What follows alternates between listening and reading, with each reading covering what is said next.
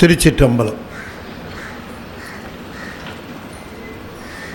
ஆடும் பரிவேல் அணி சேவல் என பாடும் பணியே பணியாய் அருள்வாய் தேடும் கயமா முகனை செருவில் சாடும் தனி யானை சகோதரனே.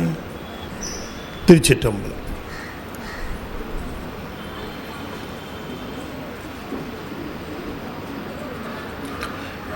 எழுதரு மறைகள் தேரா இறைவனை எல்லில் கங்குல் பொழுதரு காலத்தென்றும் பூசனை விடாது செய்து தொழுதுகை தலைமீதேற துளும்புகண்ணீருள் மூழ்கி அழுது அடியடைந்த அன்பன் அடியவர்க்கு அடிமை செய்வாம். திருச்சிற்றம்பலம். தொல்லை இரும்பிறவி சூழும் தலை நீக்கி அல்லலறுத்து ஆனந்தமாக்கியது எல்லை மறுவா நெறியளிக்கும் வாதவூர் எம்கோன் திருவாசகம் என்னும் தேன். திருச்சிற்றம்பலம்.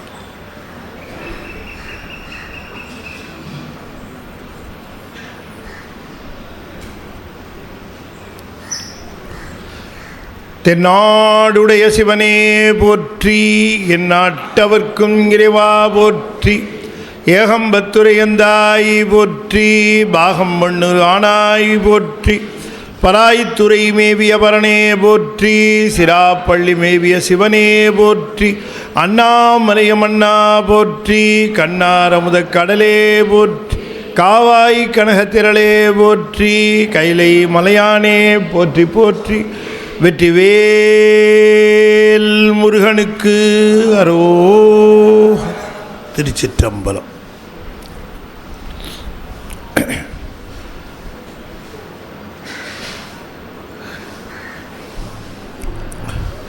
அண்ட சராசரங்களுக்கெல்லாம் அதிபதியாக விளங்கக்கூடிய முருகப்பெருமானுடைய ஒப்பற்ற பரங்கருணையினாலே சென்னை ஐசிஎஃப் அருள்மிகு கமலவிநாயகர் சத் சங்கம் மிகச் சிறப்பாக ஏற்பாடு செய்து நிகழ்ந்து கொண்டிருக்கக்கூடிய திருவாசக முற்றோதல் இரண்டாம் நாளாக இன்றும் பெருமானுடைய பெருங்கருணை பயணத்தை தொடர்ந்து சிந்திப்பதற்கு திருவருள் கூட்டியிருக்கிறது.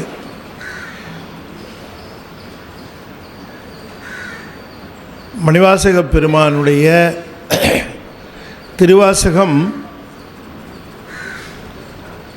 மணிவாசகருடைய பேர் அருள் திறத்தை நமக்கு வழங்க வல்லதாக விளங்குகிறது. திருவாசகத்தை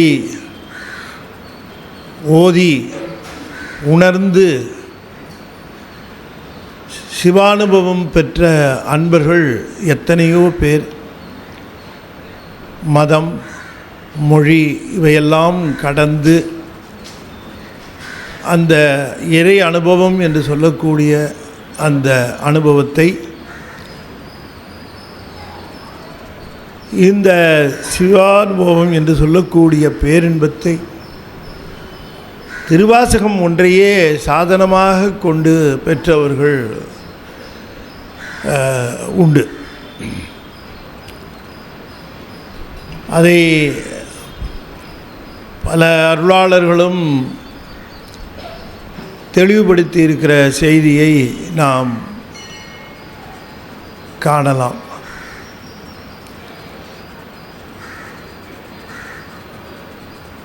இறைவனை உணர்வதற்கு உரை உணர்வு இறந்ததோர் நிலை தேவை என்று சொன்னாலும் கூட அந்த உரை உணர்வு கடப்பதற்குரிய அற்புதமான சாதனமாக விளங்குவது திருவாசகம். திருவாசகத்தினுடைய மிகப்பெரிய சிறப்பு இறைவனுக்கும் தனக்கும் நிகழ்ந்த இணக்கத்தை அற்புதமாக பெருமான் சொல்லியிருக்கிறார். அதில் வேறு செய்திகள் இல்லை. அப்படி பெருமானுடைய அந்த ஆனந்த நிலை அதுதான் அவருடைய சொரூபம். பெருமானுடைய சொரூபம் என்று சொல்லுவது ஆனந்த நிலை. அவருடைய வடிவம் ஞான வடிவம், அறிவு வடிவம், ஆனந்த நிலை. அதுதான் இரண்டையும் சேர்த்து சொல்வார்கள். அப்படி விளங்குகின்ற ஒரு பெரும்பொருளை நம்மை போன்ற சாதாரண மக்கள் தெரிந்து கொள்வது என்பது ரொம்ப கடினம், ரொம்ப சிரமம் கூட. ஆனாலும் கூட இறைவன் என்ன எண்ணுகிறான், தான் எளிய மக்களுக்கு கூட அனுபவமாக வேண்டும் என்று அவன் விரும்புகிறான். எனவே அனுபவப்படுவதிலே அவன் தன்னைத்தானே பல்வேறு நிலைகளிலே நிறுத்தி கொள்ளுகிறான். அந்த பல்வேறு நிலைகளிலே தன்னை அவன் அமைத்து கொண்டு இந்த உயிர்கள் தம்மை பல்வேறு பக்குவங்களிலே இருக்கிற பொழுது அந்த பல்வேறு நிலைகளிலே அனுபவிப்பதற்கு பெருமான் கருணையோடு வழங்குகிறான். அதை நமக்கு தருவது இந்த திருவாசகம். இப்போ திருவாசகத்தை நான் அறிமுகப்படுத்த வேண்டிய அவசியமில்லாமல் சைவ பெருமக்கள் அத்தனை பேரும் திருவாசகத்திலே ஆழ்ந்து அதனை ஓதுவதும் அதிலே தோய்ந்து நிற்பதும் அதிலே மணிவாசகருடைய வாக்குகளிலே தம்முடைய வாக்குகளாகவே கொண்டு அந்த நிலையை பெறுவதுமாக அடியார் பெருமக்கள் விளங்குவதை காணலாம். நாடெங்கிலும் இந்த திருவாசக முற்றோதல் என்பது சிறப்பாக நிகழ்ந்து கொண்டே வருகிறது. பல இடங்களிலே பலரும் இந்த திருவாசக முற்றோதலை அற்புதமாக செய்து வருகிறார்கள். 100வது முற்றோதல், 200வது முற்றோதல், 250வது முற்றோதல், 300வது முற்றோதல், 400வது முற்றோதல், நேற்று ஒரு புத்தகம் பார்த்தேன் 500வது முற்றோதல் என்றெல்லாம் அதனை செய்து கொண்டு இருக்கிறார்கள். நமக்கு ரொம்ப மகிழ்ச்சியாக இருக்கிறது. அந்த முற்றோதலை நாம் செய்வதற்குரிய ஒரு சிறந்த ஒரு நூலாக திருவாசகம் விளங்குவதற்கு காரணம் அதனுடைய எளிமை. அது அரிய பொருளை எளிமையாக நமக்கு அருகே அழைத்து வருகிறது. நம்மை அங்கே அழைத்து போவதை காட்டிலும் அந்த அரிய பொருளை நம்மை நோக்கி அழைத்து வருகிறது. அதுதான் திருவாசகத்தினுடைய சிறப்பு. திருவாசகம் ஓதுகிறவர்களுக்கு அவர்களை நோக்கி ஈர்த்து என்னை ஆட்கொண்ட எந்தை பெருமான் என்று மணிவாசகர் சொன்னாலும் கூட மணிவாசகரால் ஈர்க்கப்பட்டவர்தான் நம்முடைய பெருமான். இல்லைன்னா அவர் ஈர்த்திருந்தால் இவர் கைலாயத்தில் போயிருக்கணும். பெருமான் போய் கைலாயத்தில் இல்லை பார்க்கணும். இவர் பாண்டிய நாட்டில் தான் இருக்கிறாரு. அவர் தான் கைலாயத்திலேருந்து திருப்பெருந்துறை வந்தார் இல்லையா? யார் வந்தது? அவர் தானே வந்தார். இவர் போகலையே, அவர் வந்தார். இப்போ யாரை ஈர்த்திருக்க முடியும்?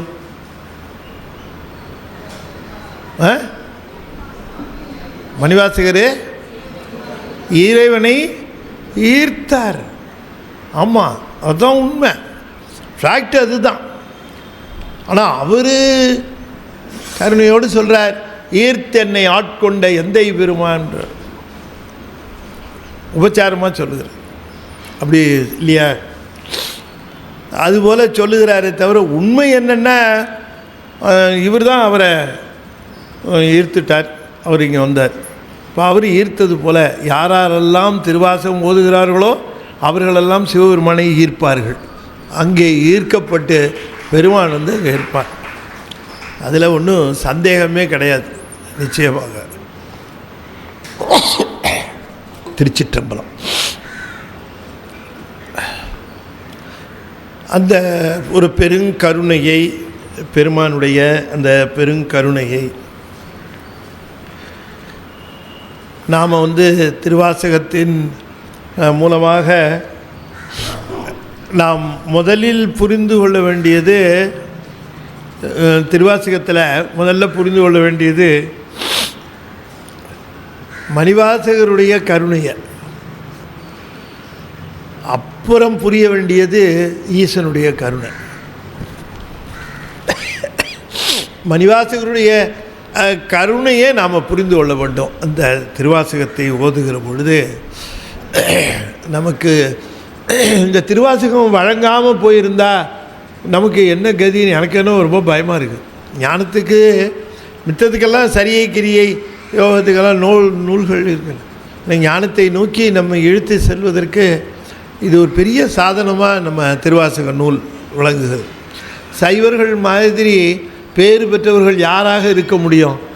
அவர்கள் மிகப்பெரிய பேறு பெற்றவர்கள் என்று தலை நிமிர்ந்து நாம் சொல்ல முடியும். காரணம், அவர்களுக்கு மட்டும்தான் திருவாசகம் இருக்கிறது, வேறு யாருக்கும் இல்லை.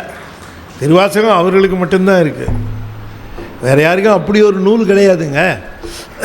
தோத்திரம் எல்லாருக்கும் இருக்கே. தோத்திரம் வைணவருக்கு உண்டு, கிறித்தவருக்கு உண்டு, முகம்மதிய அன்பர்களுக்கு உண்டு, தோத்திரம் எல்லாருக்கும் உண்டு. ஆனால் ஞான நூல் என்று சொல்லக்கூடிய அந்த ஒன்று நம்ம சைவர்களுக்கு மட்டும்தான் இருக்குது. ஆகையினால அன்பர்களே, சைவராக பிறந்துவிட்டு திருவாசகம் ஓதாதவர்களை கண்டால் அம்மனாம் அஞ்சுமாறே என்று தான் நான் சொல்ல வேண்டியிருக்கிறது. அப்படி அந்த திருவாசகம் என்று சொல்லக்கூடிய ஞான நூல் நமக்கு எவ்வாறு கிட்டியது என்று சொல்லுகிற பொழுது, பெருமானுடைய பரங்கருணையினாலே, அவர் காட்டிய பரங்கருணையினாலே நமக்கு திருவாசகம் கிடைத்தது. சரி, இப்போ நம்ம திருவாசகத்தை இன்றைய தினம் நேற்றைய தினம் வந்திருந்தவர்களுக்கு நான் இந்த அறிமுக உரை சொல்ல வேண்டிய ஒரு கடப்பாடு இல்லை. இருந்தாலும் நேற்று வராதவர்கள் இன்று வந்திருப்பார்கள். அவர்களுக்காக சில செய்திகளை நான் நேற்றைய தினம் நாம் பார்த்த செய்திகளை நான் முதல்ல சொல்லிவிட்டு அப்புறம் உள்ளே செல்லலாம் என்று இருக்கிறேன். அதாவது திருவாசகத்தை அருளி செய்த மணிவாசக பெருமான் திருவாதவூரர் பாண்டிய நாட்டைச் சேர்ந்தவர் என்பது நமக்கு தெரியும். அதில் பாண்டிய நாடு தான் ஒரு நாடு அப்படின்னு நமக்கு தெளிவாக தெரியும். ஆனால் அவர் சிவபெருமானுக்கு நாடு எதுன்னு கேட்டால் பாண்டி நாடே பழம்பதியாகவும் அப்படின்ட்டு அவர் எங்கள் ஊருக்காரர் அவர் அப்படின்னு அவர் உரிமை கொண்டாடுவார். யார்? நம்முடைய மணிவாசக பெருமான். அப்போ இந்த பாண்டிய நாட்டில் முதலமைச்சராக இருக்கக்கூடிய பெருமான், அவருக்கு அவருடைய அந்த எண்ணம் முழுவதும் எப்பொழுதும் சிவத்துக்கிட்டே இருக்குது. என்னென்னவோ செய்கிறாரு, முதலமைச்சராக இருக்கிறாரு, பல பேரை வேலை வாங்குகிறாரு, பல அரசியல் நிர்வாகம் பண்ணுறாரு, என்னென்னவோ அவர் அந்த பணிகள் செய்து கொண்டு இருக்கிறார். ஆனால் சிந்தனை என்ன பண்ணுது? சிவத்தையே தொட்டுக்கிட்டு இருக்கு. மணிவாசகருடைய நிலை அவ்வாறு தான். இப்போ நாம் எத்தனையோ பேரை பார்க்குறோம், அவர்களுடைய பக்தியை நாம் அளக்க முடியாது, தெரியாது. அவங்க பார்த்தா பேண்ட் போட்டிருப்பாங்க, சட்டை போட்டுக்குவாங்க, அவங்க பாட்டுக்கு கையில் செல் வச்சுருப்பாங்க, பிஸியாக அலையிற மாதிரி இருக்கும். ஆனால் பார்த்திங்கன்னா அவங்க நம்மளை விட உள்ளத்தில் எப்போ பார்த்தாலும் அந்த சிவத்தோடையே பொருந்தி நிற்பார்கள். தப்பி தவறி அப்படி யாராவது ஒருத்தரை பார்த்துட்டோம்னா அவங்க காலில் விழறதை விட மிகச்சிறந்த ஒரு வழிபாடு கிடையவே கிடையாது. ஏன்னா அப்படிப்பட்ட உயிர்கள் ரொம்ப அபூர்வம். அந்த உயிர்கள் ரொம்ப அபூர்வம். அது வெளியில் பேசும், என்ன எல்லாத்தையோடையும் பேசும், எல்லாம் பண்ணும். ஆனால் நம்பக்கூடாது, அது சிவத்தையே தொட்டுக்கிட்டு இருக்கும். அப்படி ஏமாத்தினவர் தான் மணிவாசகர். ராஜாவுக்கும் தெரில, கூட இருந்த தளபதிக்கும் தெரில, மற்ற அதிகாரிகளுக்கு தெரியல, அவருடைய அந்த நிலை ஒருத்தருக்குமே தெரியல. ஏன்னா அப்படி அவர் நிர்வாகத்தில் இருந்தார். அவர் அந்த நிர்வாகத்தை கவனிக்கிற விதமும் அதையும் பார்க்குற பொழுது எல்லாம் வேஷம், எல்லாம் வேஷம். உள்ளுக்குள்ளே முழுக்க அப்படியே முழுமையாக தன்னை சிவத்துக்கிட்ட அப்படியே ஒப்படைச்சிருந்தார். இல்லைன்னா சொல்லுங்கள், அவருக்கு சிவபெருமானே குருவாக வருவாரா? நீங்கள் சொல்லுங்கள், சிவபெருமானே குருவாக வரணுன்னா சாதாரணமாக யாருக்காவது வந்துடுவாரா? அவர் சும்மா சொல்லிக்காருங்க, எனக்கு ஒன்றுமே கிடையாது, அன்பே இல்லாதவன், நான் எதுக்கும் லாய்க்கு இல்லாதவன் அப்படின்ட்டு திருவாசகத்தில் 62 இடத்துல தன்னை நாயிங்கிறார். எத்தனை இடம்? 62, 63 இடத்துல தன்னை நாயிங்கிறார். நம்மளை யாராவது நாயின்னு சொல்லிட்டோங்க, உண்மையிலேயே பார்க்க போனால் நாய் தான் கோச்சிக்கணும்.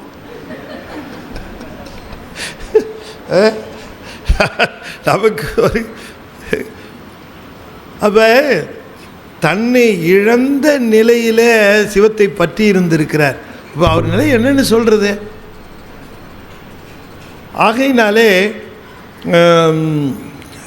அதை பற்றி சொல்லுவார், பெரியவங்க சொல்லுகிறபடி சொல்லுவார். வேர்த்தால் குளிப்பர், பசித்தால் உண்பர், பார்த்தால் நம்மை போல் இருப்பர் அவங்க. ஆனால் அப்படி இல்லை, அவங்க அந்த மாதிரி கிடையாது, ஏமாந்துடக்கூடாது. அப்படி இருக்கக்கூடிய நான் ஞான நிலையில் ஒருத்தருக்கும் தெரியாமல் இவர் மட்டும் ரகசியமாக தொட்டுக்கிட்டு தினம் ராத்திரி அந்த இரவு உறங்க போகிறதுக்கு முன்னாடி கண்ணீர் விட்டு கதறி அழுவார். சாமி, எத்தனை நாள் இன்றைக்கும் இந்த பதவி, எத்தனை நாள் இந்த பதவி, எத்தனை நாள் இதிலேயே இருக்கிறது சாமி, என்றைக்கு நீ கருணை செய்வ, என்றைக்கு எனக்கு குருவை அனுப்புவ, எனக்கு என்றைக்கு குரு வரும், நான் என்றைக்கு குருவை பார்ப்பேன் அப்படின்ட்டு இரவு முழுவதும் அழுது கொண்டே இருப்பார். இரவு முழுவதும் அழுது கொண்டே இருப்பார். அடுத்த நாள் காலையில் வேஷம் ஆரம்பிச்சிடும், அடுத்த நாள் காலையில் வேஷம் ஆரம்பிச்சிடும், அவ்வளோதான். அப்படி ஒரு உயர்ந்த ஆன்மா, அப்படி ஒரு சிறந்த ஆன்மா. அப்படியே சிவபெருமானுக்கு மாணிக்க வாசகர்னா உயிர். சிவபெருமானுக்கு மாணிக்க வாசகர்னா அவ்வளவு பிரியம் சாமிக்கு. நம்ம நினைக்கிறோம் அவரை என்னென்னவெல்லாம் பண்ணார், ஆனால் சிவபெருமானுக்கு அவர் மேலே இருக்கக்கூடிய அந்த ஈர்ப்பு யாருக்கு சொல்ல முடியும்? அதாவது ஸ்டேஷனுக்கே ஒருத்தர் வராரு, ஒரு பெரியவர், அவரை அழைச்சிட்டு வர்றதுக்கு விழாக்காரவங்க என்ன பண்ணுவாங்க, யாரையா ஒருத்தர் ஏற்பாடு பண்ணி போய் கூப்பிட்டு வந்திருப்பா, அவரை ஸ்டேஷனுக்கு வந்திருக்கிறாரு, இன்றைக்கி அவர் தான் இங்கே சொற்பொழிவு, அவரை போய் கூட்டிகிட்டு வாங்க அப்படின்னு சொல்லி ஸ்டேஷனுக்கு வண்டி அனுப்புவாங்க. அவன் போய் அங்கே இருக்கிறவரை, ஐயா நீங்கள் தானே, உங்களை தான் அழைச்சிட்டு வர சொல்லி கூப்பிட்டு அனுப்பிச்சாங்க, நான் தான் வந்திருக்கிறேன் அப்படின்னு சொல்லி அவரை அழைச்சிட்டு வருவாங்க இல்லைங்களா, வண்டியில் ஏற்றிட்டு வருவான். அவன் வரும்போதே கேட்பான், ஐயா நீங்கள் சாப்பிட்டீங்களா அப்படின்னு நிறுத்த மாட்டான், நீங்கள் சாப்பிட்டீங்களா அப்படின்னு கேட்க சொன்னாங்க அப்படிமா. இதுலேயே தெரியும் இல்லைங்களா, நீங்கள் சாப்பிட்டு. இப்போ இந்த மாதிரி வருகிறவர் ரொம்ப முக்கியமானவர், அவரை நம்ம சாதாரணமாக அழைச்சிட்டு வந்தால் யாரையாவது அனுப்பிச்சா அவன் எதையாவது பண்ணிட்டான்னா என்ன பண்ணுறது? அந்த அந்த பாவம், அந்த குற்றம் கூட்டு வந்தவனுக்கு வராது, அவனை அனுப்பிச்சான் பாருங்க அவனுக்கு தான் வரும். யார் அவனை அனுப்பிச்சாங்களோ கூட்டு வர்றதுக்கு அவனுக்கு தான் அந்த பாவம் போய் குற்றம் போய் சேரும். அதனால் இந்த குற்றம் நமக்கு சேர்ந்துருமே அப்படிங்கிறதுக்காக இவங்களே போய் முக்கியமான ஆளாக இருந்தால் அவங்களே நின்று ஸ்டேஷனில் பார்த்து இல்லையா அவரை அழைச்சி, ஐயா அந்த மாதிரி வரவேற்பு இல்லையா தெரியும். நீங்கள் நான் முதல்ல திருப்பூருக்கு போயிருந்தேன், முதல்ல திருப்பூரில் என்ன பேச கூப்பிட்டுருந்தாங்க. முத்து நடராஜன் ஒரு ஐயா, அவங்க ரொம்ப அன்பு. அவங்க அவங்க சொன்னாங்க, நீங்கள் இந்த நிகழ்ச்சிக்கு திருப்பூர் ஸ்டேஷனுக்கு எத்தனை மணிக்கு வரும், எந்த போகி எல்லாம் கேட்டாங்க. ஐயா நீங்கள் யாரையாவது ஒருத்தர் அனுப்புங்க, நான் அவ கூட வீட்டுக்கு வந்துடுவேன் நான் அப்படின்னு நான் சொல்லியிருந்தேன். அவங்க சொன்னார், சரிங்க அதெல்லாம் பார்த்துக்கலாம், நீங்கள் போகி நம்பர் அந்த டிக்கெட்டை மட்டும் அனுப்புங்கன்னு. சரின்னு டிக்கெட்டை அனுப்பிச்சிருந்தேன். அப்போ என்னாச்சு, அந்த ஸ்டேஷனுக்கு வரத்துக்கு ஒரு அரை மணி நேரம் 3/4 மணி நேரம் லேட் ஆகிடுச்சு அன்றைக்கி. அதுக்கப்புறம் உடனே நான் என்ன பண்ணேன், கூட உதவி ஆசிரியர் இருந்தாங்க, அம்மா நீ ஃபோன் பண்ணி சொல்லுமா லேட் ஆகுதுன்ட்டு. அவங்க ஃபோன் பண்ணும்போது இந்த மாதிரி வண்டி தாமதமாகுதுங்க ஐயா, வந்துகிட்ருக்குறோன்னு. அவர் நீங்கள் அனுப்பிச்சவரை கொஞ்சம் போயிடாமல் இருக்க சொல்லுங்கள் அப்படின்னு. அவர் உடனே, இல்லைம்மா எங்களுக்கு பார்த்துட்டோம், நீங்கள் தாமதமாக வருதுங்கிறது நான் சிஸ்டத்தில் பார்த்தேன், நீங்கள் வாங்கன்னு.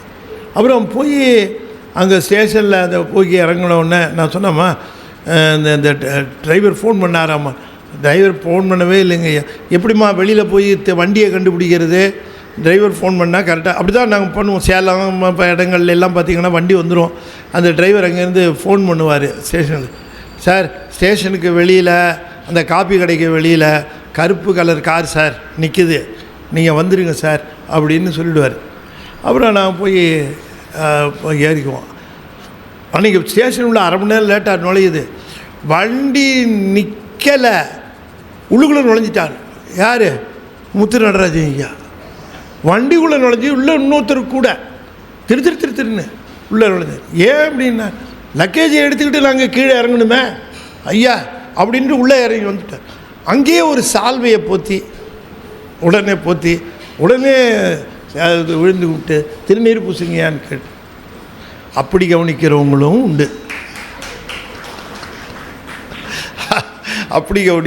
உண்டு. அப்புறம் நான் முதல்ல ஒரு தடவை சொன்னேன் பாருங்க, காஃபி சாப்பிட்டீங்களான்னு கேட்க சொன்னாங்கன்ட்டு, அந்த மாதிரி கவனிக்கிறவங்களும் இல்லையா. மணிவாசகருக்கு குருநாதர் அனுப்பணும்னு நினைக்கும் போது சிவபெருமான், நம்ம குருநாதர் அனுப்பிச்சா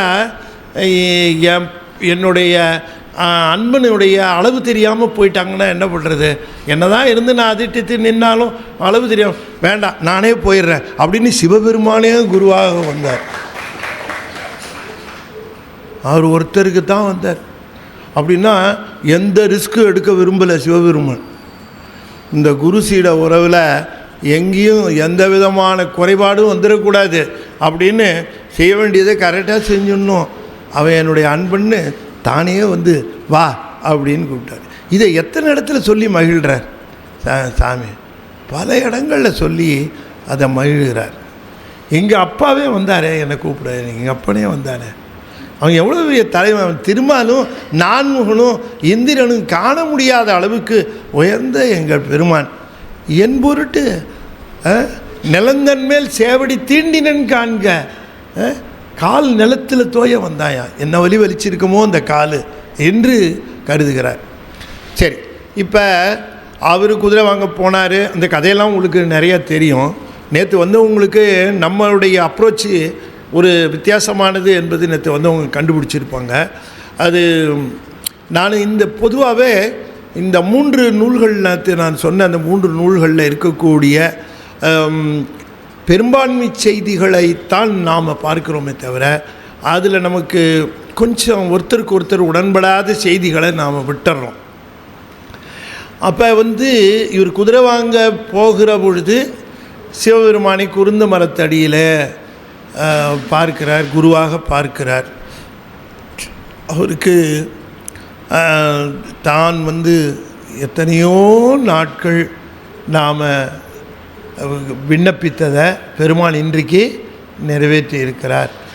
ஆனால் அவர் யாரையாவது அனுப்புவார்னு நினச்சோம், ஆனால் அவரே வருவார்னு நினைக்கலையே அப்படின்னுட்டு அவருக்கு தாங்க முடியாத அந்த மகிழ்வு. ஆகையினாலே தொடர்ந்து அவர் அந்த பெருமானிடம் எல்லா விதமான தீக்கைகளையும் பெறுகிறார். பெற்ற பிறகு அவர் தன்னை அழைத்து செல்வார் என்று எதிர்பார்த்தார். ஆனால் அடியார்களோடு விட்டு போனார். பிறகு அடியார்களையும் ஒரு நாள் அழைத்து போய்விட்டார். இப்படி பெருமான் வந்தாரே, தன்னை ஆட்கொண்டாரே, இப்படி விட்டு சென்று விட்டாரே என்கிற அந்த ஆதங்கம் பெருமானுக்கு ரொம்ப இருந்தது. அதனால் கண்ணீர் விட்டு கதறுகிறார். இப்போ அடியார்கள் இருக்கிறார்கள், அடியார்களும் போய்விட்டார்கள், அவர்களையும் அழைத்து கொண்டு போய்விட்டார். அப்போ பெருமான் தன்னை மீண்டும் இந்த வாழ்க்கையிலேயே பொருந்தி இதனை மீண்டும் முடித்து விடுமாறு சொல்லுகிறாரா, திரும்பவும் தான் அமைச்சர் பதவியை ஏற்றுக்கொண்டு அந்த வாழ்க்கையை தொடர வேண்டும் என்று எதிர்பார்க்கிறாரா? ஆனால் அது எப்படி சாத்தியமாகும்? அதற்கு நான் லாயக்கற்றவனாக போய்விட்டேனே, இனிமேல் எப்படி போய் அங்கே பொருந்துவது என்று அது யோசிக்கிறார். அதனால் கதறுகிறார். பல்வேறு விதமான பதியங்களை பாடுகிறார். அந்த பதியங்களை எல்லாம் நேற்றைய தினம் பார்த்தோம். அவருடைய அந்த வருத்தம், புலம்பல், அழுகை இவற்றை எல்லாத்தையும் பார்த்தோம். பிறகு உத்தரகோசமங்கை போய் அவருக்கு உத்தரகோசமங்கை ரொம்ப பழக்கமான ஒரு தலம். அதாவது திருப்பெருந்துறைக்கு முன்பாகவே அவருக்கு பழக்கமான தலம் திரு உத்தரகோசமங்கை. திருப்பெருந்துறை என்பது மணிவாசகருக்காக ஏற்பட்ட தலம், மணிவாசகரால் ஏற்பட்ட தலம். அது அப்படித்தான். அந்த திருப்பெருந்துறை என்பது மணிவாசகருக்காக சிவபெருமான் வந்து அங்கே அமர்ந்ததால் அந்த திருக்கோயில் உண்டாயிற்று. ஒன்று. ரெண்டாவது, அது திரும்பவும் மற்றவர்களெல்லாம் சென்று வழிபடுமாறு அமைந்ததற்கு காரணம் மணிவாசகர். எனவே மணிவாசகரால் அமைந்த திருத்தலம் அந்த திருப்பெருந்துறை. அதனால தான் பார்த்திங்கன்னா அது ஒரு டிப்பிக்கலாக இருக்கும்.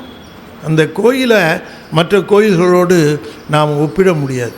அங்கே கொடிமரம் கிடையாது, பலிபீடம் கிடையாது, நந்தி கிடையாது. இப்படி நீங்கள் பார்த்தீர்கள் என்று சொன்னால் இந்த கோயிலுடைய தனித்தன்மை புரியும். காரணம், இது ஞான நிலைக்கான திருக்கோயில். இது ஞான நிலைக்கான திருக்கோயில்.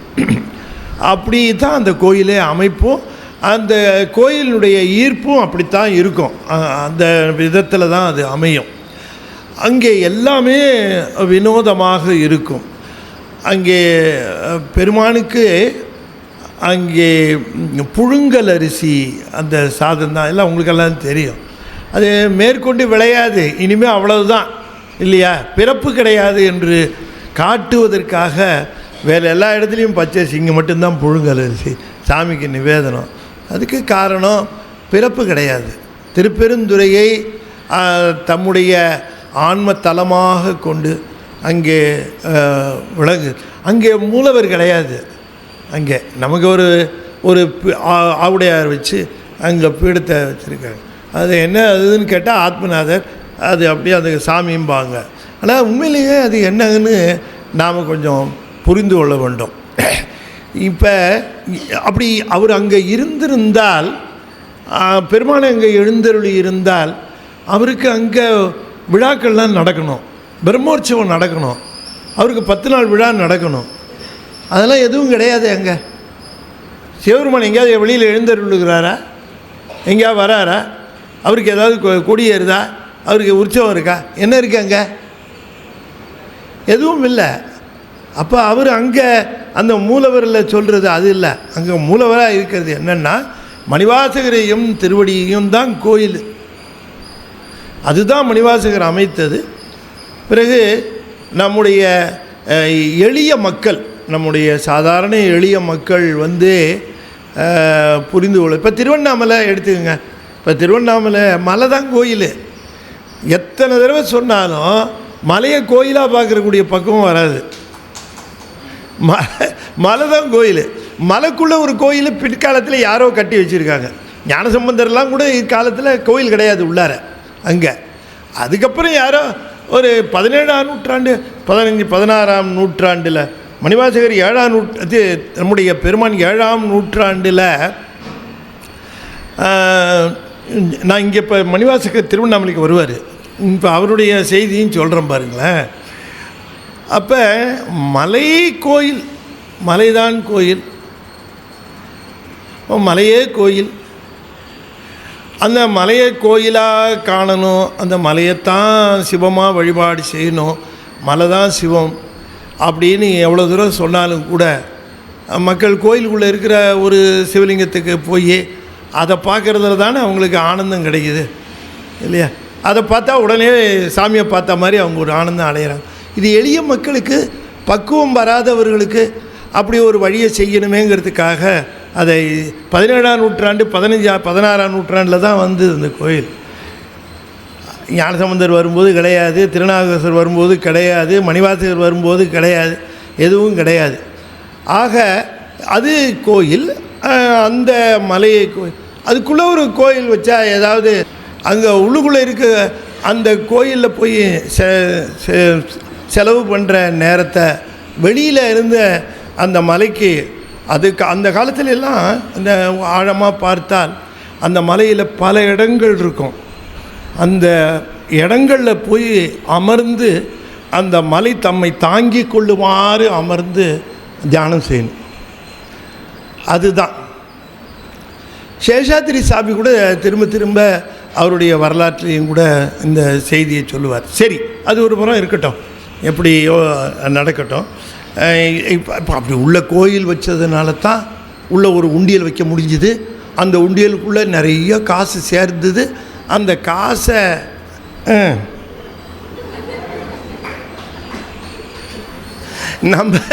நம்ம எவனாவது சம்பாதிக்கிறதுக்கு நம்மளை மாதிரி அள்ளி கொடுக்குற ஆளுங்க யாரும் கிடையாது இல்லையா? இந்த ஆன்மீகங்கிற பேரில் பாவம் புவர் பீப்புள் அறியாமையினாலே உண்டியலில் காசு போடுறவன் அத்தனை பேரும் அறியாமையினாலே செய்கிறது தான். அது சாமி காசை கேட்குறார். அவன் பிச்சாண்டியாக வருகிற பொழுது, பிச்சாடனாக வருகிற பொழுது அவர் கையில் காசு போடுற ஆளாச்சே நம்ம ஆள். அவர் ஒரு இது வச்சுருப்பார், காசாக கேட்குறாரு. அவர் பணம் கேட்டு அவர் என்ன பேங்க் அக்கௌண்ட் வச்சுருக்காரா அங்கே போய் கிரெடிட் பண்ணிக்கிறதுக்கு? ஏன் இப்படி நமக்கு ஒரு உயர்ந்த இந்த மாதிரியான ஒரு நிலைகளெல்லாம் போகணும்னா திருவாசகத்தை உணர்ந்து ஓதணும். அப்போ தான் ஞானம் வரும். திருவாசகத்தை உணர்ந்து ஓதினால் ஞானம் வரும். இப்படியெல்லாம் நம்ம சிரமப்பட மாட்டோம். ஏன் அவ்வளோ கஷ்டப்பட்டு அங்கே போய் நம்ம பணத்தை செலவு பண்ணி எதுக்கு குற்றத்தை தேடிக்கொள்ளணும்? வேண்டியதில்லை. சரி, அது ஒரு புறம் இருக்கட்டும். இப்போ மணிவாசகருடைய நிலை என்ன அப்படின்னு கேட்டால், இப்போ திருப்பெருந்துறையிலிருந்து உத்தரகோசமங்கைக்கு போகிறார். அங்கே பெருமானையை வழிபாடு செய்கிறார். அங்கேயும் நீத்தல் விடப்பன்னு சொல்லுகிறார். அவருக்கு அங்கே திருக்காட்சி தருகிறார், திருப்பெருந்துறை காட்சி தருகிறார். அப்போ அவருக்கு குறிப்பு கிடைக்கிறது, திருப்பெருந்துறையை விட்டு உன்னை யார் வர சொன்னது அப்படின்னு அந்த குறிப்பு கிடைக்கிது. அவர் திரும்பவும் திருப்பெருந்துறைக்கே போயிடுறார். அப்போ திருப்பெருந்துறையில் பதிகங்கள் பாடுகிறார். அதெல்லாம் பார்த்தோம் நம்ம. 1-3 பதிகங்கள் பாடுகிறார். உங்களுடைய ஒரு குறிப்புக்காக நான் சொல்லுகிறேன். முதல்ல பாடினது போற்றி திருஅகவல், பிறகு சென்னிப்பத்து, பிறகு அதிசயப்பத்து, பிறகு திருப்பள்ளி எழுச்சி, பிறகு அற்புதப்பத்து, பிறகு உயிருண்ணிப்பத்து, திருச்சதகம், பிறகு செத்திலாப்பத்து. இது பார்த்த பிறகு உத்தரகோசமங்கையில் அவர் அருளி செய்தது நீத்தல் விண்ணப்பம். பிறகு மீண்டும் திருப்பெருந்துறை வந்து அவர் அருளி செய்த பதிகம் அடைக்கலப்பத்து, அருட்பத்து, எண்ணப்பதிகம். அப்படி திருப்பெருந்துறையில் இருக்கிற பொழுது குதிரைக்காக பொன் பெற்று சென்று அதனை பற்றிய விவரம் வரல அப்படிங்கிற காரணத்துக்காக பாண்டியன் தன்னுடைய படை வீரர்களை அனுப்பித்து ஓலையும் கொடுத்து அனுப்புகிறான். அதற்கான செய்தி வர வேண்டும், என்ன ஆயிற்று என்று கேட்டு அனுப்புகிறான். அப்போ படை வீரர்கள் நம்முடைய வாத ஊரரை அரசன் அனுப்பிய செய்தியை சொல்லுகிறார்கள். அதையெல்லாம் கேட்குற ஒரு சூழ்நிலையில் அவர் இல்லை. அவர் தான் சொல்கிறனே, அவர் ஒரு மேல் நிலைக்கு, ரொம்ப மேல் நிலைக்கு சாமி இருந்தார். அந்த சிவானுபவம் பெற்ற உடனேயே இந்த ஆன்மாவினுடைய அறிவு விளக்கம் வேறு விதமாக இருக்கும். அந்த மாதிரி இருந்தார். அது கோப்பப்பாகலை, அவங்களுக்கும் ஒன்றும் புரியல. அந்த நேரத்தில் அவர்கள் நெருக்குகிறார்கள். அப்போ அவர் ஒன்றும் சரியாக பதில் சொல்லாததுனால அவரை அழைத்து கொண்டு திரு ஆலவாய் வந்து சேருகிறார்கள். திரு ஆலவாயிலே அவர் பாண்டியனால் சிறை வைக்கப்படுகிறார். சிறை என்று சொன்னால் அது ஹவுஸ் அரெஸ்ட், வீட்டிலேயே வைத்து அவர் என உயர்ந்த பதவியில் இருந்தவர். இப்போ அவரிடமிருந்து உண்மையை பெற வேண்டும் என்கிற காரணத்திற்காக அவரை அங்கே வைக்கிறார். அப்பொழுது அவர் பாடியது பிரார்த்தனை 10, புணர்ச்சி 10, குழைத்த 10, ஆசை 10, வாழாப்பத்து என்று சொல்லக்கூடிய இந்த பதிகங்களெல்லாம் பாடினார். இது ஒரு 17 பதிகங்களாக நாம் பார்த்தோம் நேற்றைய தினம். இந்த வாழாப்பத்து பாடி ரொம்ப இப்போ அவருக்கு பாண்டிய மன்னனுடைய அந்த ஆட்கள் அவருக்கு கொடுக்குற நெருக்கம், அந்த ஒரு என்ன சொல்கிறது அழுத்தம், அவர் கண்ணீர் விடுகிறார், கதறுகிறார். சுவாமி தன்னை இக்கட்டிலிருந்து அவருக்கு என்ன பயம், திரும்பவும் இந்த வாழ்க்கை தொடர்ந்து விடுமோ, பெருமானை பார்த்து அவரிடம் உபதேசம் பெற்ற அளவுக்கு போன தாம் இன்னும் இந்த மாதிரியான ஒரு அற்ப வாழ்விலே மீண்டும் ஈடுபட வேண்டி வந்து விடுமோ என்று அச்சமுற்று அழுகிறார். அந்த நேரத்தில் அந்த பாண்டிய நாட்டுக்கு பெரிய குதிரைப்படை வருகிறது. அந்த குதிரைப்படை செய்தியை போய் பாண்டிய மன்னனுக்கு சொல்லுகிறார்கள், இந்த மாதிரி குதிரைப்படைகள் வந்திருக்கின்றன என்று. உடனே பாண்டிய மன்னன், ஓஹோ, வாதவூரர் நம்மிடம் சொல்லவில்லை, ஆனாலும் பணத்திற்கான குதிரைகளை ஏற்பாடு செய்து விட்டார், பொற்காசுகளுக்கான குதிரை வந்துவிட்டது, ஆகையினால் அவரை மேற்கொண்டு சிறை வைக்க வேண்டாம் என்று அவரை அழைத்து வாருங்கள் என்று சொல்லி அவர்களை அழைத்து அந்த குதிரைகளை எல்லாம் ஏற்றுக்கொள்ளுகிறான். அந்த குதிரைகளை அவர் கொடுத்துவிட்டு அந்த மேலே போய் விடுகிறார். இவருக்கு மணிவாசகருக்கு சிவபெருமான் குதிரை மேல் வந்ததே தான் ஞாபகம் இருக்குது. இப்போ ஏற்கனவே அவர் குருந்த மரத்தடியிலே தந்த அந்த பெருங்காட்சி, அந்த அந்த அந்த பேருண்மை, அந்த காட்சியை ஆனந்தமாக ரசித்து கொண்டிருந்தவருக்கு இந்த குதிரை மேலே அவர் வந்த அந்த திருக்கோலம் அவருக்கு ரொம்ப ரொம்ப சிறப்பாக இருந்தது. அதை சிவபிரகாச சாமிகள் சொல்லுகிற பொழுது சொல்லுவார், பெருமானே உங்களை மாதிரி வித்தகரை காண்பது ரொம்ப கடினம். யார் வித்தகர்? மணிவாசகர். உங்களை மாதிரி வித்தகர் காண்பது கடினம். ஏன் அப்படின்னு சொன்னால், எப்பவும் கூப்பிட்டா சிவபெருமான் எல்லா அடியார்களுக்கும் இந்த லொடக்குன்னு போகிற இந்த ரிஷபத்து மேலே தான் வருவார் எல்லாத்துக்கும்.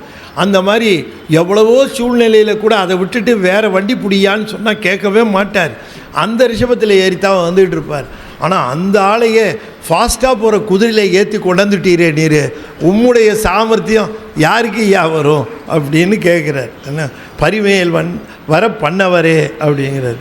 அப்படி அந்த மாதிரி அந்த குதிரையில் வந்த அந்த பெருங்காட்சியை உள்ளத்திலே எப்பொழுது பார்த்தாலும் நினைத்து கொண்டு அன்றைக்கி ராத்திரி முழுக்க அவருக்கு ரொம்ப ஆனந்தம். சாமி குதிரை மேலே வந்தார், நமக்கு வந்தார், காட்சி தந்தார்னு. ஆனால் இங்கே வேறு விதமாக வேணால் நடந்துக்கிட்டு இருந்தது. இங்கே குதிரைகளை கொண்டு போய் அந்த லாயத்தில் கட்டினா எல்லா குதிரையும் ராத்திரி ஒரிஜினல் காஸ்டியூமுக்கு வந்துடுச்சு. எல்லா குதிரையும் ஒரிஜினல் நிலைக்கு வந்துச்சு. கொஞ்சம் அப்படி மாற்றி வச்சார். கொஞ்ச நாளைக்கு தான் தாங்கும் இல்லையா, கொஞ்ச நாளைக்கு தான். இந்த மாலை போட்ட விரதம் இருக்கிற நாளுக்கு மட்டும்தான் அப்படி கொஞ்சம் மாற்றி வச்சுருக்க முடியும் இல்லையா.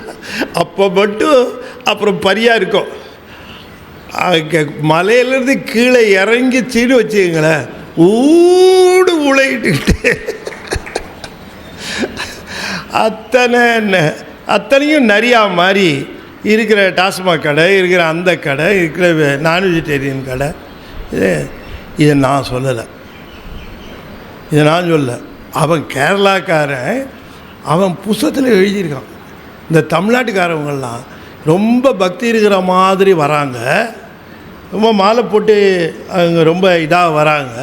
ஆனால் இங்கேருந்து திரும்பி போகும்போது அவங்க பண்ணுறதெல்லாம் எப்படி இருக்குன்னு சொல்லி பதிவு பண்ண. சரி, அதை விடுங்க, தட் இஸ் யுவர் சப்ஜெக்டு. நம்ம ஏன் அதை போய் பார்த்துட்டு இருப்பாங்க. நான் எதுக்கு சொல்ல வரேன்னா, இந்த இந்த நரியான கதை இன்னும் தொடர்றது போல் இருக்குது இல்லையா. நரி நரியானதும் அது பார்க்குற பொழுது ராத்திரி எல்லாமே அது நரி ஆயிடுச்சு. எல்லாம் நரி ஆன உடனே பகல் முழுக்க ஒன்றுமே கொடுக்காம கூப்பிட்டு வந்திருக்கான். கொள்ள காட்டினா எப்படி திங்கும்? நரி சொல்லுது, நீங்கள் வேஷத்தை தான் மாற்றினீங்கன்னு நினச்சா எங்கள் டயட்டையா மாற்றிவிட்டீங்க. எவையா திம்மா அந்த கொள்ளு ஒன்று கூட ரத்த வாடை வீசலை. இதை எவன் சாப்பிடுவான்? இதை அப்படின்னு அதாவது டென்ஷனில் இருக்குது. ராத்திரி ஆன உடனே ஒரிஜினல் ஸ்டேட்டஸ் வந்த உடனே அதுக்கு உடனே கிடைச்சது பக்கத்தில் கட்டியிருக்கிற நல்ல குதிரை. அத்தனை குதிரையும் கடித்து குதறி சாப்பிட்டுவிட்டு அப்படியே ஒரு எக்காலை விட்டுக்கிட்டு ஆலவாய் முழுக்க ஊழ சத்தம் கேட்குதான். நிறைய ஊழ சத்தம், நிறைய ஊழையிற சத்தம் கேட்குதான். ஊர் முழுக்க கேட்குதான். மக்கள்லாம் முழிச்சு, என்ன நம்ம தப்பி தவறி காட்டுக்கு வந்துட்டோமா, ராத்திரி படுக்கும்போது நாட்டில் தானே இருந்தோம் அப்படின்னுட்டு. அரசனுக்கும் கேட்டுச்சு, என்னது சத்தம் அப்படின்னு. அப்புறம் எல்லாரையும் கூப்பிட்டு விசாரித்தா விஷயம் தெரிஞ்சு போச்சு இல்லையா. அப்போ உடனே ஏமாத்துக்காரங்க இவன், நம்மளை எல்லாம் இத்தனை நாள் நான் அவரை ஏதோ ஒன்று நினச்சிக்கிட்டு இருந்தேன், நிறைய குதிரையாக்கி கொண்டு வந்து நம்மளை கண்கட்டை வைத்த செய்து இருக்கிறான். அவன் லேஸ்பட்டவன் இல்லை. வந்த ஆளுங்க அத்தனை பேரும் அவனுக்கு தெரிஞ்சவங்க, ஒருத்தம் கூட இங்கே இல்லை. அவனை முதல்ல கைது பண்ணி அழைச்சிட்டு வாங்க. அவரை அதை ஒரு கைது பண்ணாங்க. ஏன் கைது பண்ணிருக்கீன்னு கேட்பார் அவர். அது ஒன்றும் கேட்கல. நேற்று மாலையெல்லாம் போட்டு கூப்பிட்டு போனாங்க, இன்றைக்கி நேற்று அன்பாக தான் பேசுனாங்க. தம்பி வாங்க, ஐயோ அரசர் உங்களை அழைக்கிறார், குதிரையெல்லாம் வந்துருச்சான் வாங்கன்னார். இன்னைக்கு கடும் கோபத்தோட வா அப்படின்னுட்டு கையில் விலங்க மாட்டி இழுத்துட்டு போகிறாங்க.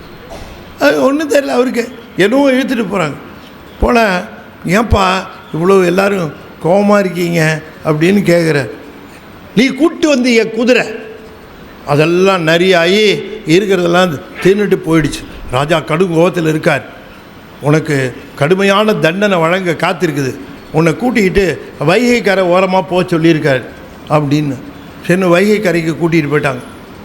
அங்கே கரையில் நிற்கிறார். எல்லா வீரர்கள்லாம் நிற்கிறாங்க, எக்ஸ்பெக்டிங் ஆர்டர்ஸ். ராஜா கிட்டேருந்து ஆணை வருவதற்காக காத்து நிற்கிறார்கள். கடுமையான உத்தரவு போடணும் என்று அரசரிடம் முன்னார். அரச பணத்தை ஏமாற்றுவதும் அல்லாமல் நமக்கு பெருத்த நஷ்டத்தை உண்டு பண்ண அந்த வாத ஊரனுக்கு தலையில் தாங்க முடியாத அளவுக்கு கனமான கற்களை ஏற்றுக அப்படின்னு. இன்னும் அவர் தலையில் கல்லை வச்சு ஏற்றுனாங்க, கட்டினாங்க. கட்டிட்டு அந்த வைகை ஆற்றில் சுடு மணலில் அவரை முழங்காலில் இட்டு அமரச் செய்து, அவர் முழுமையாக அமரக்கூடாது, முழங்காலை மடக்கி நிற்கணும், முழங்காலில் நிற்கணும். முழங்காலில் நிற்க வச்சு கைகளை பின்பக்கமாக கட்டி விடுங்கள் அப்படின்னு சொல்லிட்டார். மணிவாசகரை அப்படியே அந்த தரண்டு இழுத்து கொண்டு போனார்கள். வைகையில் சூரியன் எழுந்து கடுமையாக பிரகாசிக்க ஆரம்பிக்கிற அந்த கடு வெயில், அந்த வெயிலில் அந்த சுடு மணலில் பெருமானை இழுத்து கொண்டு போய் அவருடைய முழங்காலை கீழே படியுமாறு அவரை நிற்க வைத்து அவருடைய கைகளை புறத்திலே பின்பக்கமாக எடுத்து கட்டிவிட்டு அவருடைய தலையிலே மிகப்பெரிய கற்களை எடுத்து அமர்த்தினார்கள். ஆனால் இத்தனை கொடுமை செய்தும் சாமிக்கு அந்த வலி தெரில. ஏன்னா சுண்ணாம்பு கால வாயில் தூக்கி போட்ட அப்பருக்கு மாசில் வீணையும் மாலை மதியமும் வீசு தெண்டலும் வீங்கிளவேணிலும் மூசு வண்டரை பொய்கையும் போன்றதே ஈசன் எந்த இணையடி நீழலேன்னு அவர் அந்த இணையடி நீழலில் இருந்த காரணத்தினாலே அவர் அப்படியே அதையெல்லாம் தாங்கி கொண்டு அங்கேயே நிற்கிறார், சுடுமணலில் நிற்கிறார். அப்போ நினைக்கிறார், நன்றே செய்வாய் பிழை செய்வாய், நானும் இதற்கு நாயகமே. சிவபெருமான் இதற்கு மேலே பொறுக்க முடியல. ஒரு பார்வை பார்த்தார், வைகை பொங்கி வர ஆரம்பித்தது. எதிர்பாராமல் வைகை பெருக்கெடுத்தது. பெருக்கெடுத்த வைகை மணலை நோக்கி வேகமாக வந்த உடனே ஊருக்குள்ளேயே வந்துவிடும் போல் இருந்தது. அரசருக்கு செய்தி தெரிவித்த உடனேயே முதல்ல அவரை விடுவித்து விடுங்கள் என்று அரச கட்டளை. கல்லை எடுத்துவிட்டு கையை பிணித்த கயிறை எடுத்துவிட்டு அவரை கொண்டு போய் அந்த கரை ஓரமாகவே ஒரு இடத்திலே அமர வைத்தார்கள். பிறகு இந்த கரையை அடைப்பதற்கு ஏற்பாடு செய்யுங்கள் என்று உத்தரவிட்டார். அப்பொழுது வந்திய கிழவி ஒரு கூலி ஆளுக்காக, நான் கதையை அவ்வளோ தூரம் வளர்க்குறதுக்கு விரும்பலை, அதெல்லாம் உங்களுக்கு தெரியும் திருவிளையாடல் புராணத்தில். அப்போ இந்த வந்திக்கு கூலி ஆளாக பெருமான் வருகிறார். பெருமான் வந்தி இல்லைன்னா கூட மணிவாசகருக்காக கூலி ஆளாக வந்திருப்பார். ஆனாலும் கூட வந்தின்னு ஒருத்தி அங்கே இருந்தால் அவளுக்கும் அருள் செய்யணுமில்ல, அதனால் அவளுக்காக அவர் அங்கே கூலி ஆளாக வருகிறார். அப்படி வந்த பெருமான் அங்கே கூலி ஆளாக சரியாக வேலை செய்யலை இல்லையா, அவர் கூலியை மட்டும் வாங்கிட்டு வந்துட்டார், சரியாக வேலை செய்யலை. அதை உடனே அந்த ஆட்கள் எல்லாம் போய் அரசரிடம் சொல்லுகிறார்கள், இந்த மாதிரி ஒருத்தன் வேலை சரியாக செய்ய மாட்டேங்கிறான் அப்படின்ட்டு போய் அரசங்கிட்ட சொல்கிறாங்க. அப்போ உடனே அரசனானவன் கோபித்தபடி அவனை உள்ளவாறு தண்டியுங்கள்.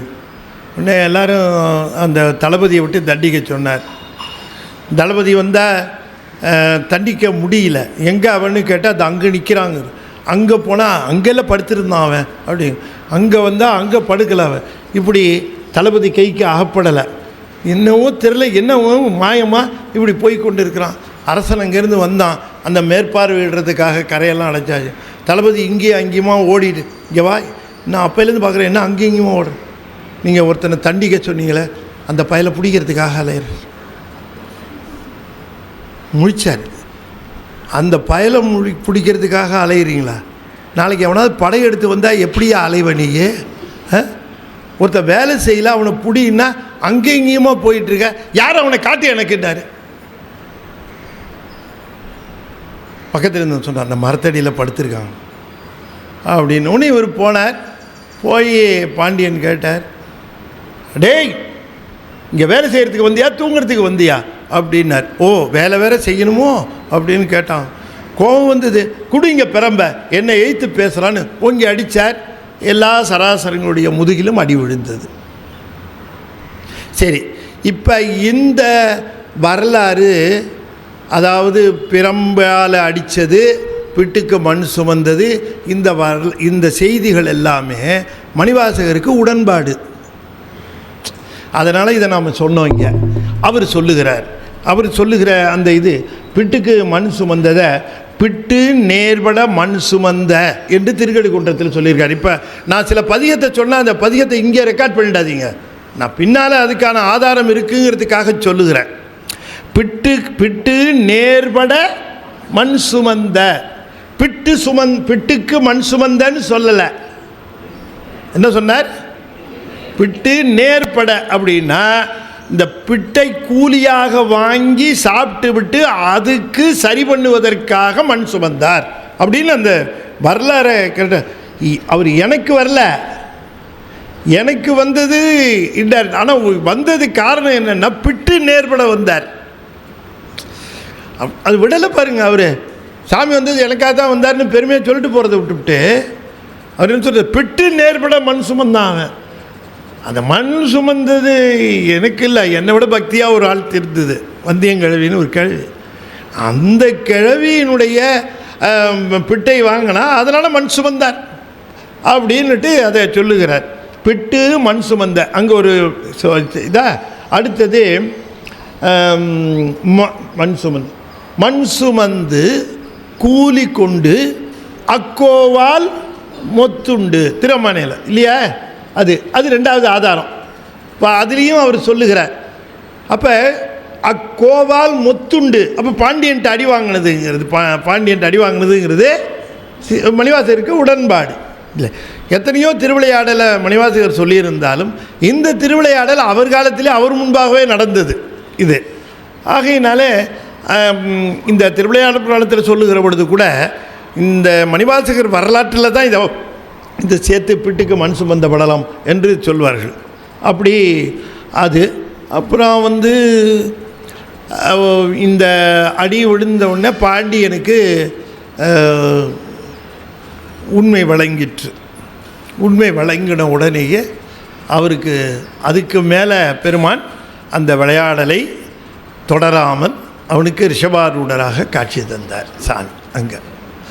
இங்கே தான் இந்த குதிரை சமாச்சாரம் ஒரு முடிவுக்கு வந்தது. இங்கே அதை கீர்த்தி திருவகல் எப்படி சொல்கிறாருன்னு பார்ப்போம். இது நமக்கு கீர்த்தி திருவகல் இருக்கிற ஆதாரம், கீர்த்தி திருவகல் இருக்கக்கூடிய ஆதாரம். இது நாம் வேறு எந்த வரலாறும் பார்க்க வேண்டாம். இதில் ஏதோ சிக்கல் இருக்குங்கிறத அவரே சொல்கிறத நம்ம பார்க்குறோம். பாண்டியன் தனக்கு பரிமாவிற்று ஈண்டு கனகம் இசையப்பெறாது ஆண்டான் எங்கோன் அருள் வழி இருப்ப தூண்டு சோதி தோற்றியதொன்மையும். இதில் என்ன சொல்லுகிறார் இந்த வரியில்னா, பாண்டியன் தனக்கு பரிமாவிற்று, பாண்டியனுக்கு குதிரையை கொண்டாந்து கொடுத்தார். வித்தது பெருமான். என்ன வித்தார்? என்ன வித்தார்? குதிரை. பரிமா விற்றார். பரின்னு சொல்லியிருந்தாலே போதும், குதிரைன்னு தான் அர்த்தம். மான்னு சொல்லியிருந்தாலே போதும், குதிரைன்னு தான் அர்த்தம். என்ன சொன்னார்? பரிமாண குதிரை. குதிரை வித்தார்.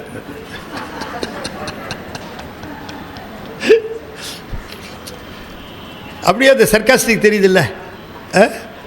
நம்மளால் கூட சொல்லுங்கள், என்னப்பா சாப்பிட்டுட்டு இருக்க? பஜ்ஜி பஜ்ஜி பஜ்ஜி.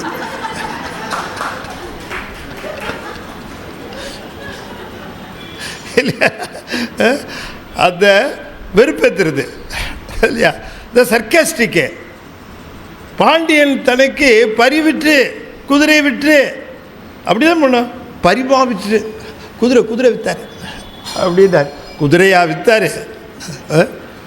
பாண்டியன் தனக்கு பரிமா விற்று ஈண்டு கனகம் இசையப்பெறாது.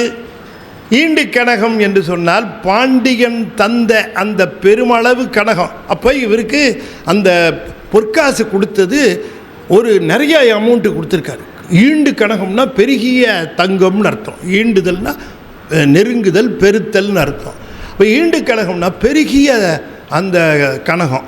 கனகம்னா தங்கம். அந்த காலத்தில் பொற்காசு தானே, அந்த இது காசுங்கிறது பணங்கிறது பொற்காசு. அந்த காசை நிறையா கொடுத்துருக்காரு. ஈண்டு கனகம். இசையப்பெறாதுன்னாரு. இசையப்பெறாது என்று சொன்னால், இப்போ அங்கே சொன்னீங்க பாருங்கள், பிட்டு நேர்பட மண் சுமந்துன்னார்ல, அதுபோல் இந்த கொடுத்த கனகத்திற்கு சரிபட முடியாமல், அப்போ கொடுத்த கனகத்திற்கு சரியாக வரலன்னு சொன்னால், இந்த குதிரை கொடுத்தார் இல்லையா, அதெல்லாம் நிறைய ஆயிடுச்சு போயிடுச்சு அதெல்லாம். அதனால் இது சரியாக வரலன்னாரு. இப்போ நான் உங்களை ஒரு கேள்வி கேட்குறேன். இந்த இடத்துல ஒரு முக்கியமான விஷயம். மணிவாசக பெருமான் பாண்டியனுடைய பணத்தை எடுத்து கொண்டு போய் கோயில் கட்டி இருப்பாரே ஆனால், கோயில் கட்டியிருக்காருன்னு வச்சுக்குவோம், அந்த பணத்தை எடுத்து கொண்டு போய் கோயில் கட்டினார்னு சொன்னோம்னு வச்சுக்கோமே, சிவபெருமான் பாண்டியனுடைய பணம் முழுக்க தனக்கு வந்து விட்டது இல்லையா? அவர் பணம் தனக்கு வந்துருச்சு. இப்போ மணிவாசகருக்கு உதவலாம்னு இவர் நினச்சிருந்தா, காட்டில் இருக்கக்கூடிய குதிரைகளையே கொஞ்சம் எடுத்து ஓட்டி வந்து குதிரைகளையே கொண்டு வந்து ஒப்படைச்சிருக்க வேண்டியது தானே. நிறைய குதிரையாக மாற்றுற அளவுக்கு ஸ்ட்ரெயின் எடுத்துக்கிட்டவர் குதிரையே கொண்டு வந்து கொடுத்துட வேண்டியது தானே. அதை விட்டுவிட்டு, இல்லை வேறு விதமாவது சால்வ் பண்ணிக்கிறது விட்டுவிட்டு, இருக்கிற குதிரைக்கும் டேஞ்சர் வர மாதிரி நிறைய ஏன் கூப்பிட்டு வரணும்? நீங்கள் யோசனை பண்ணி பார்க்கணும். இப்போ பாண்டியனுடைய காசில் தான் நம்ம கோயில் வந்துருக்குது, அப்படி தான் கட்டி வச்சுருக்காரு. அந்த பாண்டியனுடைய காசு தான்ப்பா, உங்கள் காசில் கோயில் கட்டினார்ப்பா அவர், அது எனக்கு தான் கோயிலாக கட்டினார், நீ ஏன் வந்து அவரை போய் இப்படி தண்டிக்கிற சொல்ல வேண்டியது தானே. அப்படி ஒரு பெருங்கோயில் எழுந்திருந்தால் பாண்டியனுக்கு இவர் பணமெல்லாம் எங்கே போயிருச்சுன்னு ஆராய்ச்சி பண்ண வேண்டிய அவசியம் இல்லை. அதான் கோயில் வந்துருக்குதே, கோயில் எடுத்து கட்டி விட்டார், ஏங்க இப்படி சொல்லாமல் பண்ணீங்க, கோயிலை எடுத்துக்க, நான் சொல்லியிருந்தா கட்டிருக்க மாட்டேன் அப்படின்னு கேட்பான். இல்லைன்னா கூட கோயில் கட்டுறது மந்திரி வேலை இல்லை, அரசனுடைய வேலை. சாமி இங்கே வந்துட்டு போனார், நீங்கள் ஒரு கோயில் கட்டுங்க அப்படின்னு சொன்னால் கட்டிட்டு போகிறார். எதுக்கு அரசாங்க பணத்தை எடுத்து கோயில் கட்ட வேண்டும்? Misappropriation of funds. அதை மணிவாசகர் ஒரு காலத்திலையும் செய்ய மாட்டார். அப்போ நேற்று கூட பார்த்தோம், நம்ம அவர் கோயில் கட்டியிருக்கிற மூடுலேயே இல்லை. அது முதல்ல பார்த்தோம். ரெண்டாவது இந்த பாசிபிலிட்டியும் இல்லை. அவர் கோயிலை கட்டியிருந்தா பாண்டியன் இவ்வளோ தூரம் அவளை தண்டிச்சிருக்கவே மாட்டான். இந்த மாதிரி இல்லாமல் தண்டிப்பான்? கோயிலை கட்டினவரை போய் தண்டிச்சிருக்க மாட்டான். கோயில் கட்டலை. கோயில் கட்டலைங்கிறது மட்டுமல்ல, பணம் எங்கே போச்சுன்னு தெரியல. அதுதானே பெரிய விஷயம். அது தானே கேட்குறான். அவர் எதுக்கு சிறை வைக்கிறான்? அவரை வச்சு பணம் வாங்கிறதுக்கா? ஒருத்தனை கொண்டு போய் வச்சுருந்தா அந்த பணத்தை எங்கே வச்சுருக்கான்னு சொல்லுவான். அதை கேட்டு வாங்கலான்னு தான் போலீஸ் கஸ்டடியில் எடுத்து விசாரிக்கிறது. அங்கே திருடிட்டு போன பணத்தை என்ன பண்ண சொல்லு, எங்கே வச்சிருக்கிற அப்படின்னு கேட்டு அதை கிராக் பண்ணாமல் கேஸ் போட்டால் ஜெயிக்காது. இவன் ஒரு 10 லட்சம் ரூபா பேங்க்லேருந்து திருடிட்டான் அப்படின்னு சொல்லி ஒரு வழக்கு போடுறேன்னு வச்சுக்க. 10 லட்ச ரூபாய் திருடிட்டான்னு குற்றவாளியை கொண்டு நிறுத்தினா ஜட்ஜி கேட்குற முதல் கேள்வி, அந்த 10 லட்சம் எங்கே அப்படின்னு கேட்பார். அதுதான் தெரியல, அதில் தெரிஞ்சிட்டு வா முதல்ல அதை அப்படின்னு திருப்பி அனுப்பிச்சிடுவார். கேஸு நிற்காது. அந்த 10 லட்சத்தை அவன் என்ன பண்ணான்னு ட்ராக் பண்ணணும் போலீஸு. ஆளை பிடிச்சா பத்தாது. போலீஸுக்கு அதில் நிறைய வேலை இருக்குது அந்த காலத்துலேயும். ஆமாம், நிறையா இருக்குது. அப்போ இதெல்லாம் எதுக்கு உங்களுக்கு சொல்கிற வரேன்னா, நமக்கு சம்மந்தம் இல்லாத விஷயத்தை நான் பேசலை. நீங்கள் யோசனை பண்ணி பாருங்கள், மணிவாசகர் மேலே எதுக்கு இப்படி ஒரு பழி? அவர் ஞான நிலைக்கு போய் சேர்ந்தவரை போய் நீ கோயிலை கட்டினார், பணத்தை எடுத்தார், கையாடினார், இதெல்லாம் சொல்ல வேண்டிய அவசியமே இல்லையே. பணத்தை எடுத்து கோயில் கட்டுற மூடில் அவர் இல்லவே இல்லை. முதல்ல நான் நேற்று சொன்ன மாதிரி தான், யார் இந்த கார்பெண்டரோட பிளம்பரோட இந்த மேஸ்திரியோட மல்லு கட்டுறது சொல்லுங்கள்? வீடு கட்டினவங்களுக்கெல்லாம் தெரியும் என்ன சிரமம். மணிவாசகர் சிவபெருமானை விட்டுட்டு இந்த வேலையை பார்த்துட்டு இருப்பார். அவர் அமைச்சராக இருக்கிற பொழுது சிவபெருமானை ஒவ்வொரு நாள் இரவும் நினைந்து நினைந்து நினைந்து ஊற்றெழும் கண்ணீர் அதனால் நனைந்து நனைந்து நனைந்து நின்றவர் இப்போ எப்படா அவர் கூட்டிகிட்டு போவார், எப்படா போகலான்னு தான் அவருடைய அந்த பாடல்களில் முழுவதும் இருக்கக்கூடிய அவருடைய டெம்டேஷன், அவருடைய எண்ணம், அவருடைய கருத்து. திருவாசகத்தை ஆழ்ந்து படிக்கிற பொழுது நமக்கு இது தெளிவாகிறது. எந்த இடத்துலையும் கோயில் கட்டுற அளவுக்கு அவர் ரிலாக்ஸாகவே இல்லை. அதுதான் கட்டுறதுக்கு வாய்ப்பு. ரெண்டாவது, பணத்தை எடுத்திருக்கிற வாய்ப்பும் கிடையாது. பணத்தை எடுத்து கட்டி இருந்தால் பாண்டியனுக்கு தெளிவாக காசு எங்கே போயிருக்குன்னு தெரிஞ்சு போயிருக்கோம் இல்லையா? அதுவும் இல்லை. கோயில் அவன் ஜூரிஸ்டிக்ஷன் தானே திருப்பெருந்துறை. கோயில் கட்ட ஆரம்பித்தோடனே நியூஸ் போயிருக்கோம், கோயில் கட்டிகிட்டு இருக்காருன்னு. உடனே ஏன் இந்த கோயில் கட்டிகிட்டு இருக்க, ஸ்டாப் இட், என்னாச்சு பணம் அப்படின்னு கேட்டு பாண்டியன் செய்திருப்பான். அதெல்லாம் ஏன் நடக்கலை? அப்போ இது நாம் ஏற்றுக்கொள்ள முடியாது. சரி, அப்போ இப்படி வருவோம். இப்போ இந்த கோயில் இந்த பணத்தை எடுத்து தான் கோயில் கட்டினாருன்னா இது 3வது ஆர்குமெண்ட்டு. நான் ஒரு ஆர்குமெண்ட்டாக சொல்கிறேன், இது 3வது ஆர்குமெண்ட்டு. இப்போ கோயில் பணத்தை அது அரசானுடைய பணத்தை எடுத்து தான் கோயில் கட்டியிருக்கிறார் அப்படின்னு சொன்னால் சிவபெருமான் என்ன பண்ணியிருக்கணும் சொல்லுங்கள்? நீங்கள் சொல்லுங்கள். சிவபெருமான் அப்பா உன் பணத்தை எடுத்து எனக்கு தான்ப்பா கோயில் வேணும், அது ஏப்பா போட்டு அவர் எந்த தொந்தரவு பண்ணுறேன், பணம் நான் தரேன் உனக்கு அப்படின்னு சொல்லணும். இல்லைன்னா பெருமானே பரவாயில்ல நீங்கள் தான் எடுத்துக்கிட்டீங்கன்னா பரவாயில்ல அப்படின்னு சொல்லணும். இத்தை விட்டுவிட்டு அவர் இருக்கிற நரியெல்லாம் குதிரையாக்குவார். இது ஒரு வேலையா? இருக்கிற நரியெல்லாம் குதிரையாக்கு.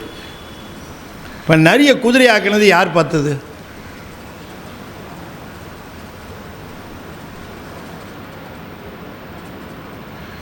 என்னங்க, இவர் நரியெல்லாம் குதிரையாக்குனதை யார் பார்த்தா? யார் பார்க்க முடியும்?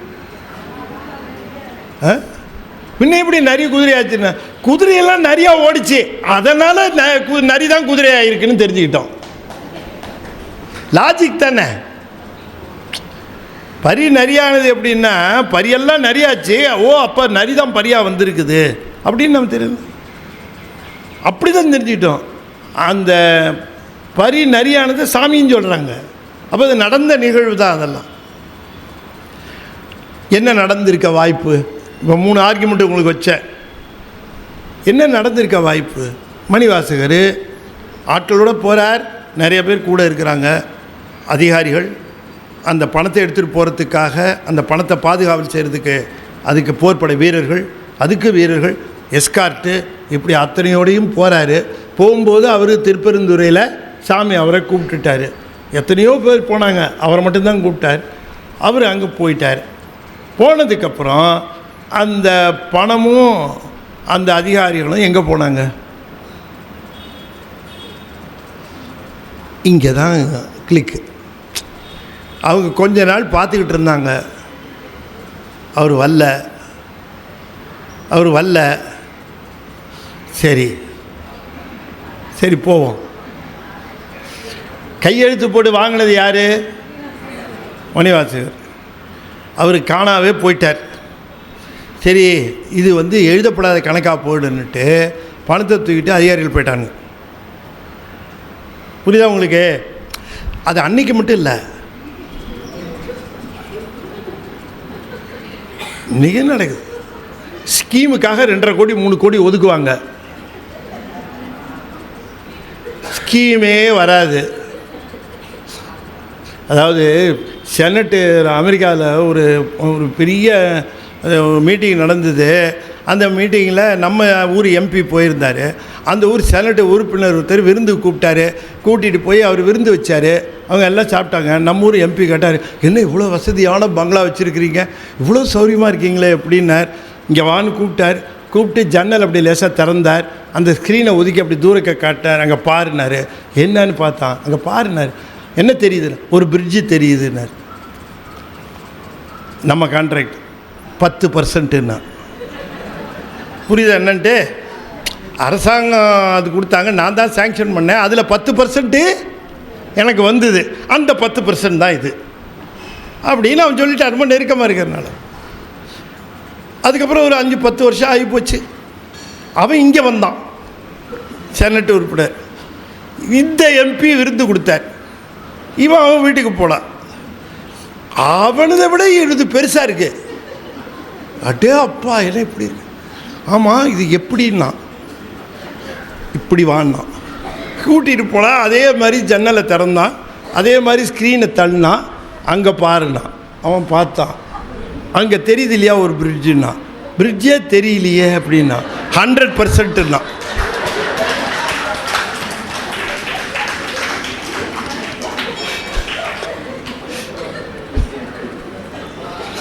இப்போ ஸ்கீமெல்லாம் எப்படி நடக்குதுன்னு தெரியுதா உங்களுக்கு?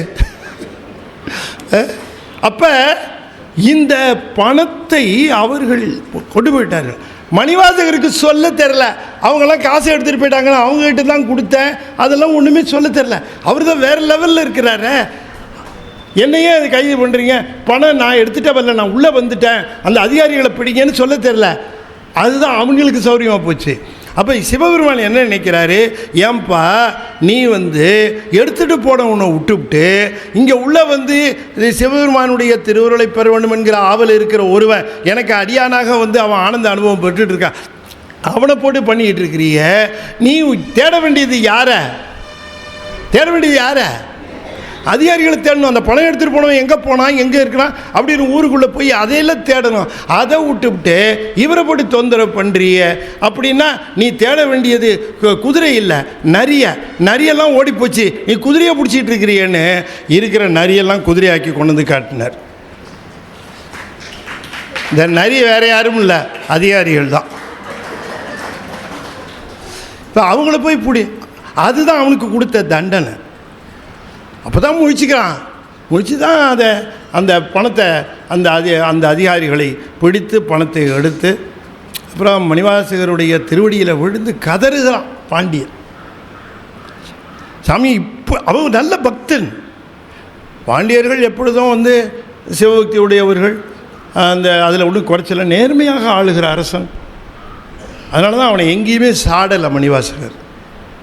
நேர்மையான அரசன். அவன் சிவபக்தி உடையவன். அவனுக்கு சிவனுடைய அருள் கிடைச்சது. அவங்க யார் அடி வாங்கியிருக்கார? யாருக்கு கிடைக்கும்? அவங்கவுங்களுக்கு உரிய நிலையை கொடுப்பார் சாமி. எல்லாத்துக்கும் தெரியும் இந்த ஆன்மா எவ்வளோ பக்குவம், இதுக்கு இருக்கிறத கொடுத்துடணும் அப்படின்னு கொடுப்பார். தாராளமாக கொடுப்பார் சாமி. எந்த ஆன்மாவையும் ஸ்பேர் பண்ண மாட்டார்.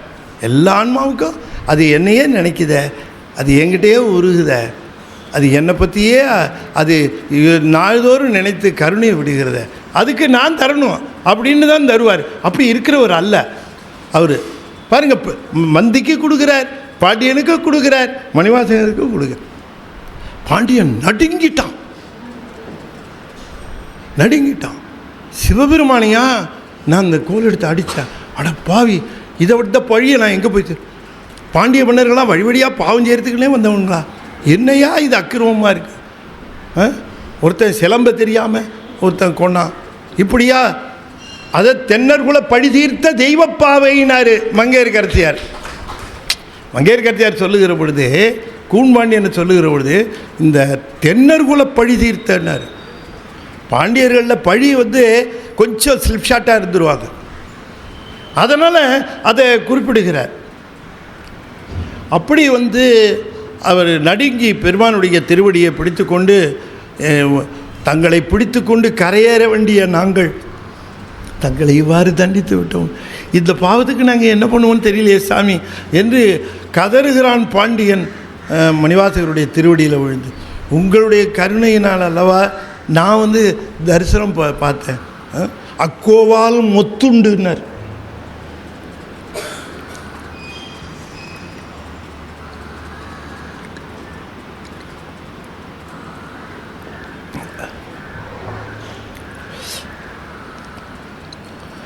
அப்போ இந்த நிலையில் பெருமானை அழைத்து அத்தனை விதமான மரியாதைகளையும் செய்கிறான் பாண்டியன். அவர் பெரிய ஞான பீடத்தில் ஏற்றி அமரச் செய்து, கோலத்தை மாற்றிக்கல சாமி, இதான் கோலம்ட்டார், என் கோலத்தை மாற்றாதீங்கன்ட்டார். திருவடியில் விழுந்து அத்தனை பேரும் கண்ணீர் பெருக்குகிறார்கள். மணிவாசகருடைய அந்த உண்மை நிலை தெரிகிறது.